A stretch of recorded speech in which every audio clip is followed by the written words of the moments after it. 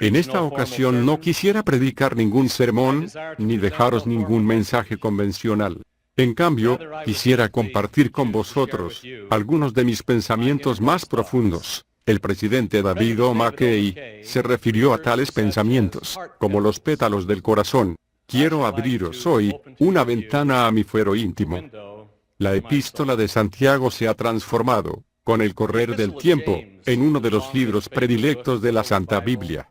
Su mensaje encierra una gran calidez, y está lleno de vida. No creo que haya nadie entre nosotros que no pueda citar el bien conocido pasaje. Y si alguno de vosotros tiene falta de sabiduría, pídala a Dios, el cual da a todos abundantemente, y sin reproche, y le será dada. Sin embargo, ¿cuánto recordarnos de memoria la definición que hizo Santiago de la religión? La religión pura y sin mácula, delante de Dios el Padre es esta: visitar a los huérfanos y a las viudas en sus tribulaciones, y guardarse sin mancha del mundo. La palabra viuda parece haber tenido un significado muy particular para nuestro Señor. Él advirtió a sus discípulos en contra del ejemplo de los escribas, quienes aparentaban justicia con sus atuendos y sus largas oraciones, pero que por otra parte se aprovechaban de las viudas. Y a los nefitas les habló diciendo: y yo me acercaré a vosotros para juicio, y seré pronto testigo contra los que defraudan a la viuda. Al profeta José Smith le dijo: y se mantendrá el depósito por medio de las consagraciones de la iglesia, y se proveerá lo necesario a las viudas y a los huérfanos, como también a los pobres. Tales enseñanzas no eran nuevas entonces, ni lo son tampoco en nuestra época. En forma constante, el Maestro ha enseñado, mediante su propio ejemplo, el interés que debemos demostrar hacia las viudas. A la desolada viuda de Naín, privada de su único hijo, le habló personalmente, devolviendo a su hijo muerto el aliento de vida, y a la desconsolada mujer, el hijo. A la viuda de Sarepta, quien junto a su hijo enfrentaba un inminente estado de inanición, le envió al profeta Elías, con el poder de enseñar la fe, así como de proveerle alimento. Es posible que argumentemos que eso sucedió hace mucho tiempo, y muy lejos de aquí. A tal observación respondo: ¿hay cerca de donde vivís una ciudad llamada Sarepta? ¿O acaso un pueblo conocido con el nombre de Naín? Es posible que nuestras ciudades tengan otros nombres, como Los Ángeles, o Tucumán, Oruro, o Torreón, pero sea cual sea el nombre, casi aseguro que en todas ellas vive alguna viuda, que además de verse privada de su compañero, a menudo también le falta su hijo. La necesidad es exactamente la misma, la aflicción es innegable. La vivienda de la viuda es a veces pequeña, y de condiciones modestas. Frecuentemente está escondida detrás de una vieja puerta escaleras arriba, o en la parte de atrás de un obscuro pasillo, y consiste de apenas una habitación. Es a esos hogares a los que el Señor nos manda ir. Es posible que exista necesidad de alimento, ropa o vivienda, esas cosas podemos proveer. Pero en esas circunstancias, a menudo permanece latente la esperanza del alimento para el alma, que no siempre se recibe. Visita al desconsolado, consuela al corazón quebrantado, esparce a tu paso 1000 buenas acciones, y el mundo feliz contará bendiciones. Con el transcurso del tiempo, son cada vez más las personas con necesidades particulares. Basta con ver la página de avisos necrológicos en un periódico, allí el drama de la vida se despliega ante nuestros ojos. La muerte es inexorable. Desciende lo mismo sobre el anciano, que camina con pies temblorosos, que sobre aquellos que apenas han transitado la mitad de su jornada en esta vida, y a menudo apaga la risa de los niños. Una vez que las flores del velatorio se marchitan, los pésames se transforman en un recuerdo, las oraciones y las palabras pasan a ser apenas débiles ecos en los corredores de la mente. Los que sufren se unen frecuentemente al vasto grupo de quienes van a ingresar las largas filas de los solitarios. La risa de los niños, el bullicio de los adolescentes, y el tierno y sincero amor del compañero desaparecido ya, no adornan su vida. El tic-tac del reloj Se hace estridente, el paso de las horas es lento y pesado, y las cuatro paredes aprisionan. ¿Cuánto necesitamos mantener latentes las palabras del Maestro cuando dijo, en cuanto lo hicisteis a uno de estos, mis hermanos más pequeños, a mí lo hicisteis? Al tomar la determinación de proceder en forma más diligente para ayudar a aquellos que nos necesitan, recordemos que debemos enseñar a nuestros hijos estas lecciones tan importantes de la vida.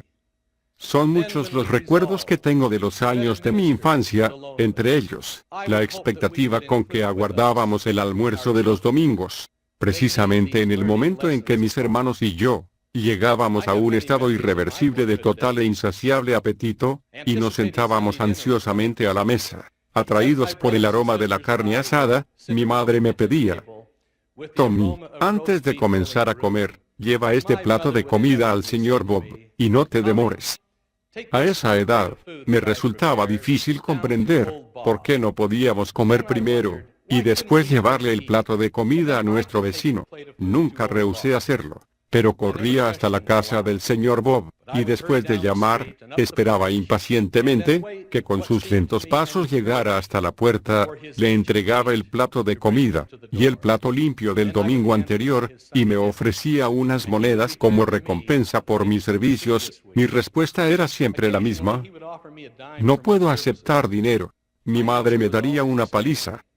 Entonces, invariablemente me acariciaba la cabeza con sus arrugadas manos, y me decía: Tommy, tu madre es una mujer maravillosa. Dale las gracias. A decir verdad, no creo que jamás me acordé de hacerlo, pues pensaba que ella no tenía necesidad de que se lo dijera, ya que percibía la gratitud del anciano. También recuerdo que en el almuerzo de los domingos, parecía tener un sabor mucho más delicioso después de cumplir con aquel encargo. El anciano había ido a vivir en nuestro vecindario, de una forma muy interesante. Era viudo y tenía más de 80 años de edad, cuando le dieron aviso de que la casa en la que estaba viviendo iba a ser demolida. Le escuché contarle a mi abuelo en cuanto a su difícil situación, en una oportunidad en que los tres estábamos sentados, en un sillón hamaca, en el frente de mi casa. Con una voz cortada por la angustia, le dijo: Señor Condie, no sé qué voy a hacer, no tengo familia, no tengo un lugar a donde ir, y ni siquiera tengo dinero. Me pregunté en ese momento, ¿qué le respondería mi abuelo? Lentamente, él metió la mano en el bolsillo, y sacó un viejo monedero que muchas veces, como respuesta a mis insistentes pedidos, había extraído algunas monedas, para complacer mis gustos. En aquella oportunidad extrajo del monedero una llave, y se la entregó a Bob, diciéndole tiernamente: Bob, aquí tienes la llave de la casa de al lado, de la que soy dueño. Tómala, trae todas tus cosas, y permanece en ella por el tiempo que desees. No tendrás que pagar alquiler, y nadie jamás te desalojará. Los ojos del viejo se llenaron de lágrimas, que comenzaron a correrle por las mejillas, para desaparecer en su larga y blanca barba. Los ojos de mi abuelo también estaban humedecidos por las lágrimas. Yo no pronuncié palabra alguna, pero ese día, mi abuelo se transformó en un gigante para mí, y me enorgullezco de llevar su nombre. Aun cuando entonces era apenas un niño, esa lección repercutió enormemente en mi vida. Todos tenemos nuestra propia manera de hacer honor a nuestros recuerdos. Cuando llega la Navidad, me deleita visitar a los viudos del barrio, en el cual fui obispo. En aquel entonces había 87, hoy, quedan apenas 9. Jamás puedo predecir lo que habrá de acontecer en esas visitas, pero hay una cosa que sí sé: visitas como estas son las que me proporcionan el verdadero espíritu de la Navidad, el cual es, en realidad, el espíritu de Cristo. Si me acompañáis imaginariamente, repetiremos algunas de esas visitas. A pocas cuadras del tabernáculo hay un hogar para ancianos, en el que vivía 4 viudas. Cuando se recorre el camino de entrada, es imposible dejar de notar que siempre hay alguien detrás de la ventana que entreabre las cortinas, aguardando permanentemente, hora tras hora, los pasos de un amigo. ¿Qué recibimiento me hacían? Recordaba viejas y buenas épocas, regalos, bendiciones, Pero después llegaba el momento de partir. Nunca podía marcharme sin antes responder al pedido de una viuda ciega, de casi 100 años de edad, que invariablemente me decía: obispo, recuerde que quiero que hables, el día de mi funeral, y recites de memoria el poema, a través del banco de arena, de Tennyson. Vamos a ver si lo recuerdas. Yo entonces se lo recitaba: la tarde cae en el ocaso. Es hora de ir a navegar. Oh, que no haya ningún banco. Cuando mi barca eche a la mar. La campana llama a la partida. Nos cubre ya la obscuridad. Oh, que sin pena sea la despedida. En el momento de embarcar. Pues aun cuando fuera de este ser, allá lejos la marea me ha de llevar. Espero la cara de mi piloto poder ver, una vez que el banco haya quedado atrás. Las lágrimas afloraban a nuestros ojos fácilmente, y entonces, con una sonrisa en su rostro, me decía: Tommy, lo hiciste muy bien, pero confío en que puedas hacerlo mejor, en mi funeral. Tiempo después, di cumplimiento a su pedido. En otro hogar para ancianos, también cerca de aquí, tal vez lleguemos, como me sucedió hace algunos años, justo en el momento en que miraban por televisión un partido de fútbol estadounidense. Allí, frente al televisor, estaban sentadas dos viudas, coquetamente vestidas, y totalmente absorbidas por el partido. Les pregunté: ¿quién va ganando? Y me respondieron: ni siquiera sabemos cuáles son los equipos que juegan, pero por lo menos nos hacen compañía. Me senté en medio de esos dos ángeles, y les expliqué un poco acerca de las reglas del juego. No recuerdo haber disfrutado de un partido más de lo que disfruté en esa oportunidad. Es posible que me haya perdido una reunión, pero gané un recuerdo grato. Vayamos ahora a otro hogar para ancianos, que queda un poco más lejos de aquí. Se trata de un lugar donde residen muchas viudas. Varias estaban sentadas en una sala bien iluminada, pero había una en particular, a quien iba yo a ver, y que se encontraba siempre sola en su dormitorio. No había pronunciado una palabra desde el momento en que sufrió una fulminante embolia, hacía ya algunos años. Pero nadie podía saber lo que escuchaba, así que me sentaba frente a ella, y le hablaba de los momentos buenos que pasamos juntos.